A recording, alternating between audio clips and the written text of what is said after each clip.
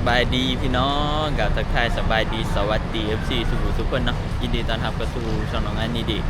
ตอนนี้เราก็เดินทางมาฮอดนครหลวงเวียงจันทร์แล้วพี่น้องเอ้ยเดินทางก็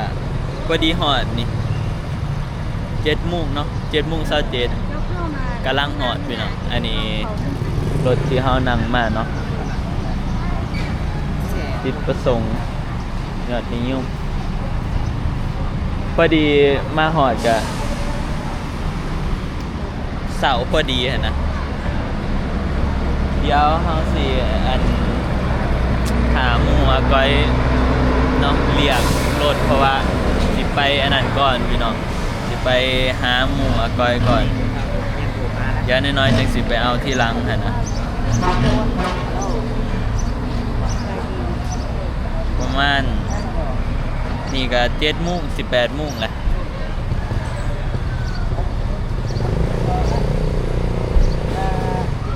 มาหอดกับแปลกตาอยู่ได้พี่น้องเนี่ยสิให้เบิ่งบรรยากาศรอบๆอันนี้น่าจะเป็นก็ง่ายกับเป็นบขส.เนาะคือฝั่งไทยก็ดีบขส.อยู่เวียงจันทร์พี่น้อง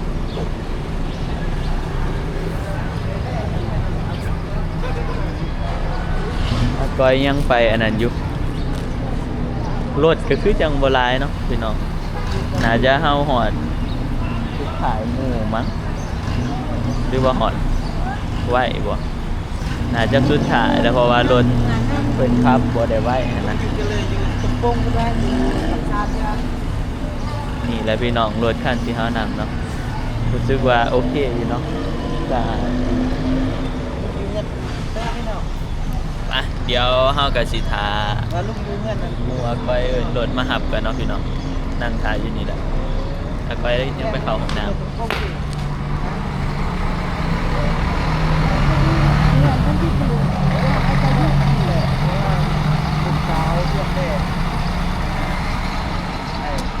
ไปหาแป๊บนึงไปพี่น้องไปดิ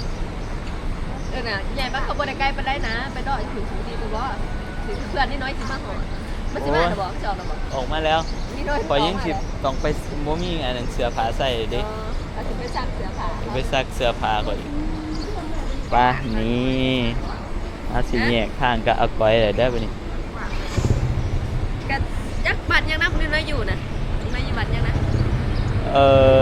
เที่ยงวะลืมเลยว่าออกบางอย่างนี่เขาลืมเลยจักอยู่ใส่นะ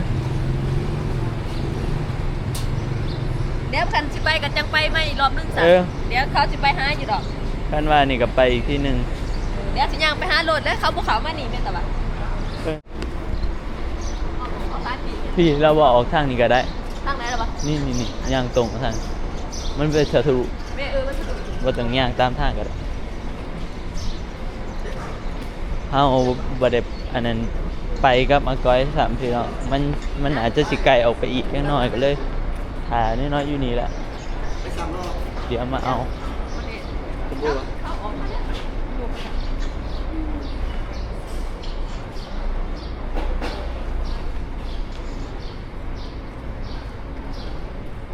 นี่บอก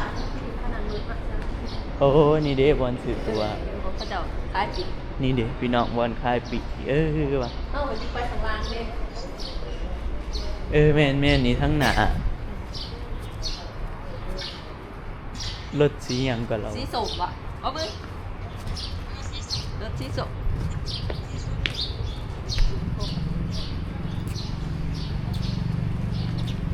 เพราะเขามาอันนี้ได้บ่เขามาวันทั้งหนา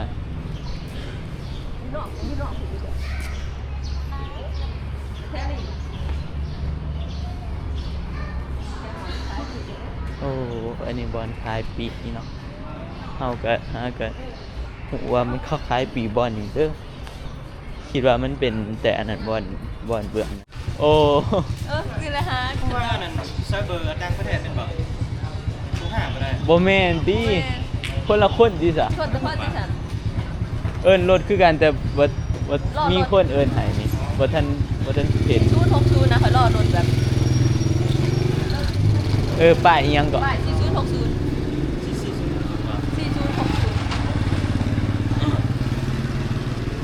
คิดว่า เออ เราก็น่าจะมีคนเอิญเรามาน้อยๆมาหับเนาะพี่น้องมันหันทาน้อยๆมาหับส่วนอากอยก็หาหมูเรียกรถมาหันพาโดนเติมเลย ดูตื่นเลย จัก ดึกนั่นน่ะบ่แจกกายได้โอกาสฐานนี่น้อยเว้นที่น้อยเข้าหมดไปก่อนกันจะได้ดีเนาะเอาแต่ว่าฐาน น้อยๆกำลังมา นี่นายนั่งเอารถจักรมานี่แป๊บเดียวได้น่ะจักรสิไปก่อนเลย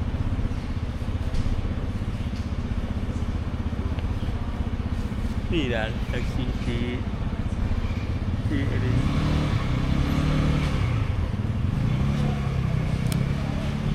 ไปพี่น้องใกล้เลยแหละถ่ายอีกจะข้างนี่พี่น้องอย่าไอ้ก้อยขึ้นรถนะอย่าหาสิทาน้อยๆตัว คือเนี่ย เอ้ยไป ไปนี่ไปหอดก่อน แยกทางกัน อัน ไป นี้น้อย เออ ขอได้ขึ้นก่อนอันนี้น้อยมาหอดของงาน เดี๋ยววันไหนก็จังเจอกัน โอเค แยก อะไร ทาง เด้อ กัน วันนี้ ก่อน เดี๋ยวเราจะเจอกันไปก่อนถึงนั้นแล้ว ไปพี่น้อง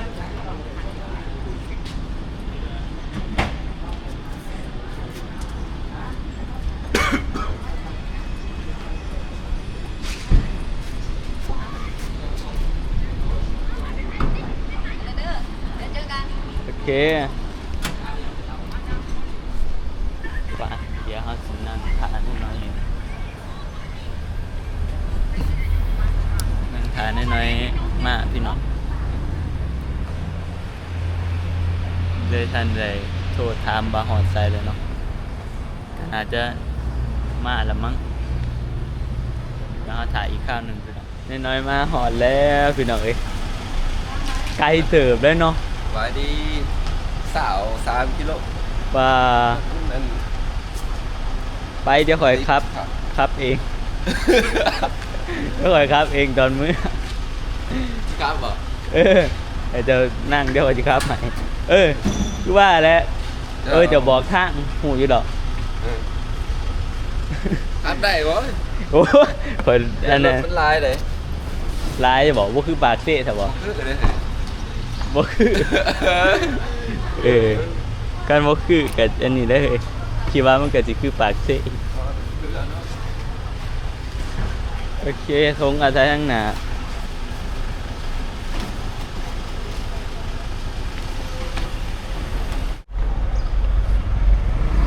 ขึ้นนะครับขึ้นรถจักรกันได้หน่อยไปพี่น้อง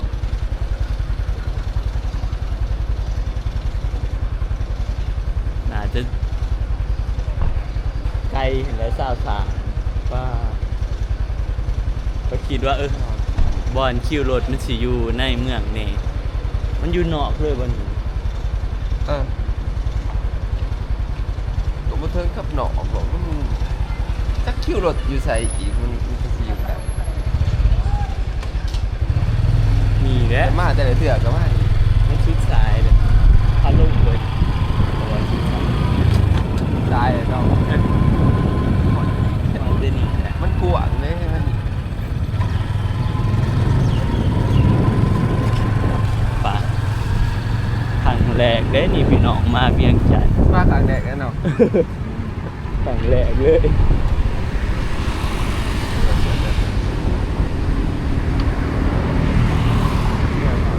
เออรถ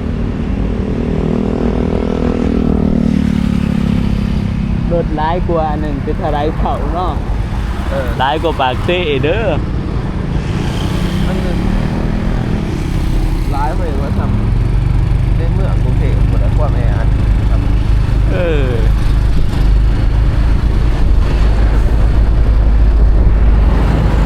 ไปเดี๋ยวเราเดินทางเดี๋ยวไปพอกันอยู่ห้องพุ่นละน้องเอ้ยใกล้ที่หอดแล้วพี่น้อง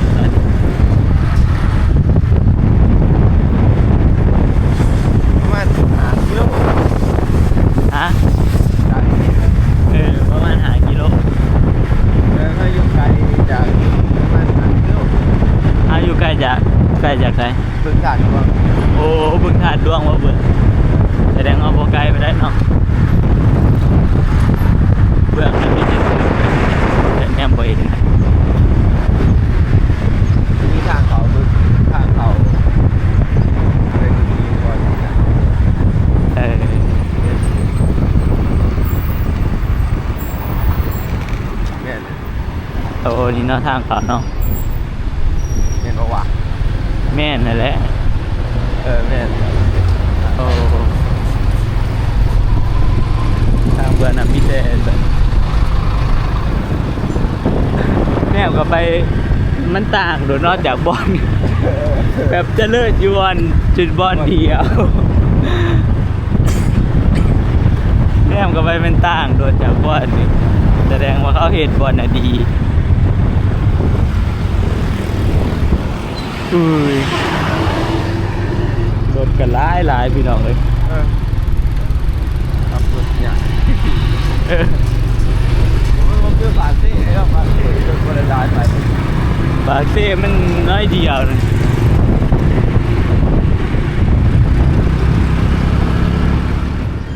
หมอเขาอยู่ใกล้ตลาดจะดีเลย ไปพี่น้องตอนนี้เฮาก็เดินทางมามอสิฮอดเดี๋ยวเฮาสิมาแวะซื้อแนวกินก่อนเพราะว่ามันสิเที่ยงแหละ ใกล้คักเนาะ พอดีซื้อของกินเขาเมื่อกินเลยแต่จะคือซื้ออิหยัง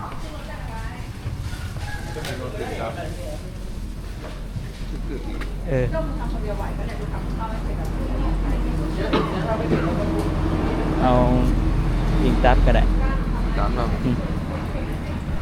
ดี อีกหนึงพอแล้ว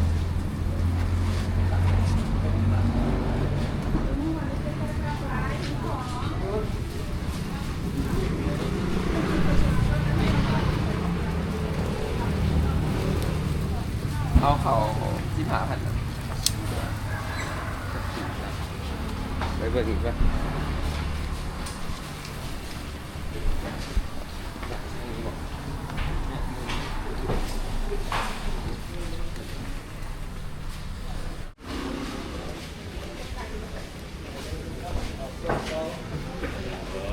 มีหยังอีกเนอะเอาอันหนึงซื้อไข่เมื่อถอดอีกก็ได้ ซื้อใครไม่ถอดตำเป็นแซง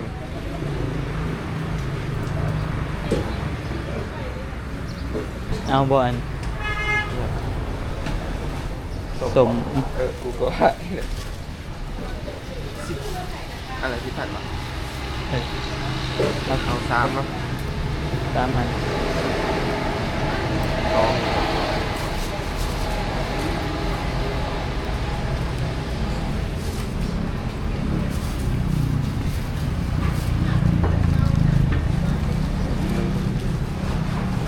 ซื้อแนวกินกับพี่น้องซื้อมากินอยู่ห้องก็ดีกินข้าวเสร็จ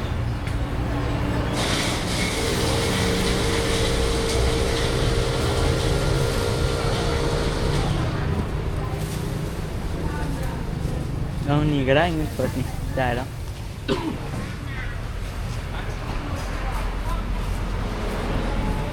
ก็ดี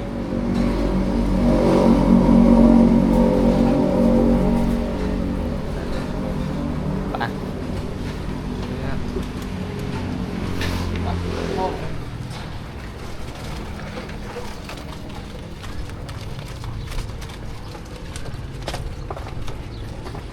ไปซื้อใช่ไข่เอาหรือว่า ทางเถอะแล้วนี่ ช่างมันเนาะอีพี่น้อง ถึงแล้ว หอดแล้ว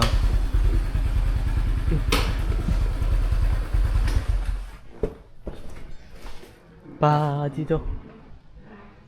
หอมสะอาดดีว่ะ เออ มันก็สมราคามันแหละเขาเห็ดแล้วใหม่ เขาไม่คือเขาโยงไม่ได้ ๆเอาอยู่ใหม่เลยเนาะ รถมัน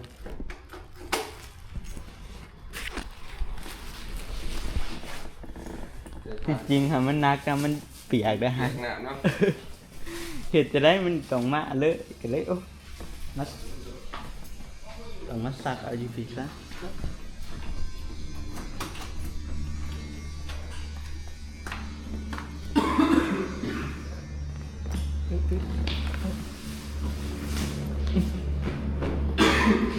ไปพี่น้องเดียว หมดแล้ว นั่งก็มาพี่น้องตอนนี้เราก็อันเดี๋ยวสิกินข้าวเนาะ มาหอบกับพอดี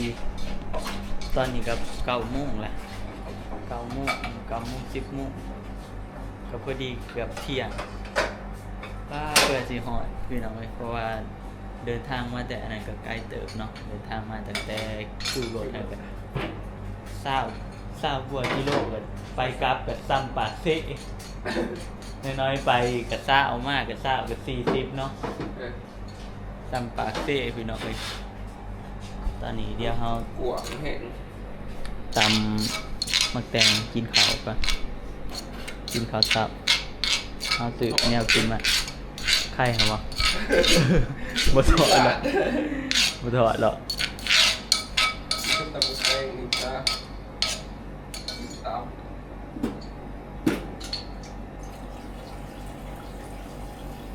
ห้องกะพี่น้องกว้างขวางดี กวาง ไป มาเขาสับ มาเด้อพี่น้องกินข้าวเนาะกินข้าวเช้า มาเด้อพี่น้อง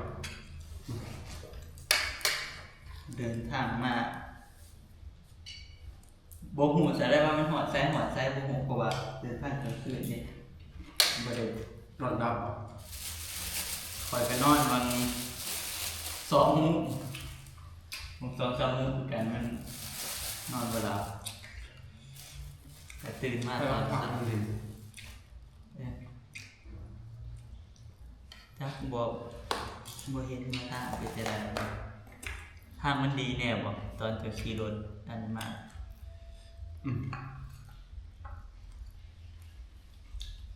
ถ้าพาแก่ถ้าเป็นยังหนัก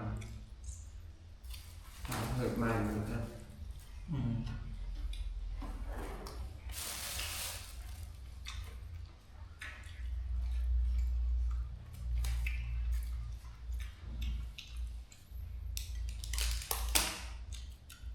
กินข้าวแล้วเพื่อนนะจนจิตไปสักเสือผาวัดพี่น้องไปปั่นอบแห้งปั่นแห้งข้าวสารบ่มีเครื่องนุ่งเพราะว่าเครื่องเปลี่ยนเบิดมันตกแล้วมันแบบ มันต้องมากนะ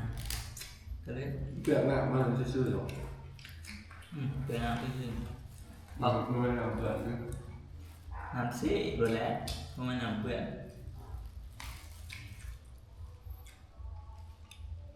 ผ้าห่มคือเปียก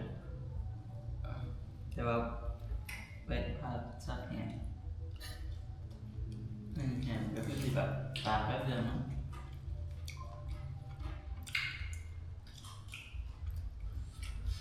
เลือกซักมอนซักอะไรคือแบบปั้นแห่งงานเยอะเกินเลย เครื่องมันบ่ได้เปื่อน อืม เครื่องเอาบ่ได้นุ่มผ้าขาดเดือดร้อนไม่จะมันเป็ดไปปั้นแห้งเลิกไปเนี่ย ปั้นแห่งเลือก ใส่ยาปรับผ้านุ่มให้มันหอมมันจะอัพเลย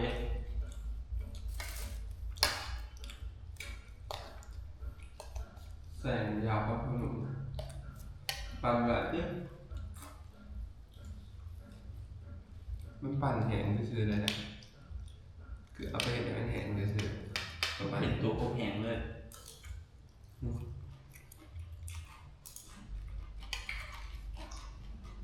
ตัว10สับ ปรับมันใหม่เลยอะ น้ำหอมจับมากมีบอลตาม ก็มันอยู่ในยางอับเงี้ยกระเป๋าถุงยาง ถ้าต้องไปตามครับบกแหงกับประมาณต้องเบิดประมาณ60 กว่าบาท70 บาทแหงเลย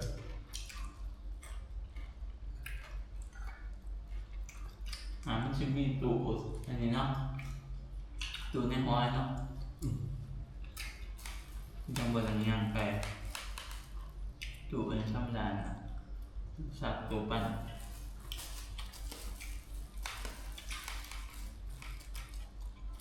แซ่บเลย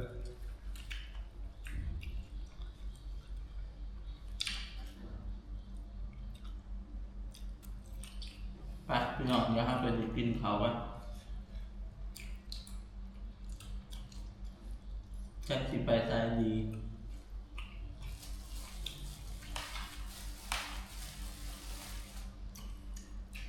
น้องอันก็เพิ่งเคยมาเวียงจ้าเถื่อเป็นหนังเลยครั้งแรกในชีวิตเลย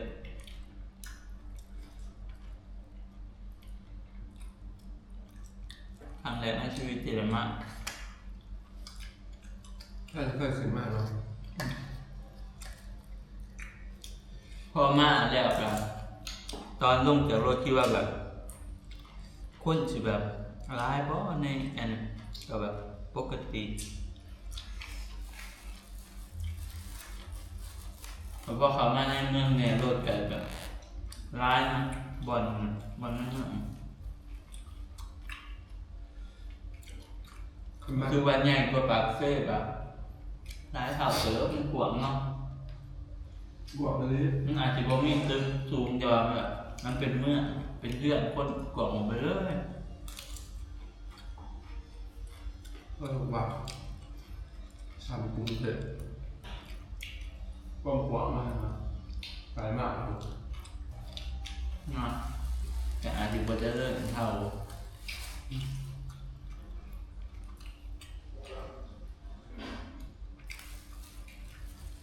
ไปเพื่อเที่ยว พี่น้องหลังจากที่เฮากินข้าวเช้าแล้วน้องมื้อเช้านี่ก็เดี๋ยวจะหน่อยสิออกไปซักเครื่องพี่น้องอันนี้ก็ประมาณบ่าย2นะแต่แบบแดดแห้งอหลีโอ้ทุกแดดคือแบบ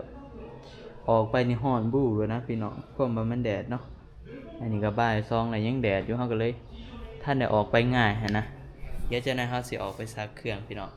เดี๋ยวสิให้พี่น้องเบิ่งเนาะอ๋ออยู่นี่เป็นจังได๋พี่น้องเฮ้ยไปแต่อยู่ได้พี่น้องแบบโอเคอยู่แต่คันราคาแบบถือกว่านี้ก็สิแบบ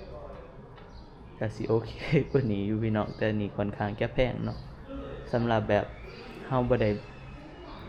ด้มีเวียกที่แบบรายได้ดีหันนะพี่น้องเฮาแค่แบบมาอาศัยอยู่ในเมืองอาศัยว่าถ่ายคลิปเนาะรายได้เฮาบ่ได้ดีปานใดหันนะก็เลยแบบก็ยังถือว่าแพงอยู่ห้องนี่ก็ดีแต่ก็นี่ก็ได้เช่าแล้วก็โอเคอยู่แล้วเนาะพี่น้องคันอยู่หลายคนนะเพราะว่าห้องนี่ก็กว้างดีมี2ห้องน้อยๆอยู่นี่ก็น้องอันก็คิดว่าก็พออยู่เนาะพี่น้องคันว่าอยู่มีแนวเฮ็ดแนวถ่ายมีเวียกเนาะก็น่าจะโอเคอยู่พี่น้องไปเจ้าน้อยเฮาสิเดินทางไปอันนั้นพี่น้องไปหาสัตว์เครื่องเฮาเนาะเดี๋ยวถ้าเบิ่งอีกคลิปหนึงซะพี่น้องเดี๋ยวสิให้เบิ่งเครื่องมันเป็นแนวใดก็คือแบบเครื่องที่ใส่อันนั้นมาใส่ถุงยางมาที่ไหนเปียกเบิดเด้อนี่ตัวห่มอีหยังเดี๋ยวเฮาสิเอาไปซักใหม่ซะไปซักใหม่แล้วก็ไปอันนี้เนาะไปปั้นใหม่พี่น้องพอได้ให้มันบ่มินอัพหันนะมันอยากมินอัพไปพี่น้องสำหรับคลิปนี้ก็สิได้เบิดเพียงส่ำนี้แล้วเนาะจะน้อยสิให้น้อยๆพาไปซักเครื่องพี่น้องอยู่ไกลบ่ซักเครื่อง บอกมาเราอยู่หน้าตลาด บอนเฮาเห็นหั่นแหละเนาะกับบ่ไกลบ่ได้พี่น้อง อยู่ใกล้หนึง ฉะนั้นเฮาสิออกไปหาซักเครื่องเนาะพอดีใบนุ่งหั่นแหละพี่น้องคันออกไปซักก็มาตากแป๊บเดียวชั่วโมงเดียวมันก็แห้งเนาะคันเฮาปั่นแห้งไปเดี๋ยวสำหรับคลิปนี้ก็สิได้เบิดเพียงส่ำนี้แหละพี่น้องมื้อนี้ก็เดินทางมาฮอดเวียงจันทน์เนาะมาฮอดบางเสาร์นี่พี่น้องประมาณฮอดประมาณ7 โมงปลาย18 โมงเนาะแล้วก็เพื่อขี่รถจักรมานี่อีกน้อยๆขี่รถจักรไป20 กิโลพี่น้องไปกลับก็40กว่าพุ่นมั้งเพื่อสิฮอดเนาะน้องอันคิดว่ามันสิบ่ไกลไปได้พี่น้องคิดว่าแบบมันสิคือแบบปากเซ่นะบ่อย่างคิวรถไกลก็40 กิโลนี่แหละมันไกลนะแต่แบบอันนี้โคตรไกลพี่น้องมันสิแบบเป็นเมืองใหญ่นะเมืองมันกว้าง ไกลแฮะเพื่อมาหอดก็โอ้จนเมื่อยพี่น้องไปเดี๋ยวสำหรับคลิปนี้ก็เบิดเพียงสำนี้เดี๋ยวไว้พบกันใหม่คลิปหน้าเด้อพี่น้องก็ฝากติดตามเบิ่งแหน่ว่าเฮาสิไปถ่ายคลิปอยู่ไสต่อพี่น้องว่าเฮาสิไปเฮ็ดอีหยังพบกันใหม่คลิปหน้าขอกล่าวคำว่าสบายดีพี่น้องบ๊ายบาย